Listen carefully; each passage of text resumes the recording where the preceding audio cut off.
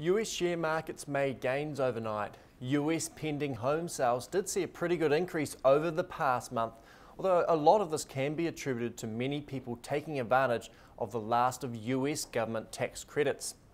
Generally, positive news coming out of the US housing market is seen as being very positive for the US economy. While BP was still down overnight, many other major oil companies did see some pretty good increases. The New Zealand dollar has been trading in a fairly tight range against the US dollar recently. After dropping against the US after the Fonterra Global Dairy Trader announcement on Wednesday morning, it has increased back up over 68 cents against the US on Thursday morning. Cattle futures traded on the Chicago Mercantile Exchange were up overnight. After the Memorial Day holiday in the US, supermarkets are now trying to restock their depleted freezers.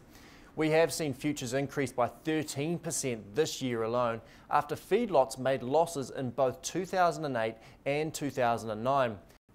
US imported beef prices increased last week after several weeks of declines.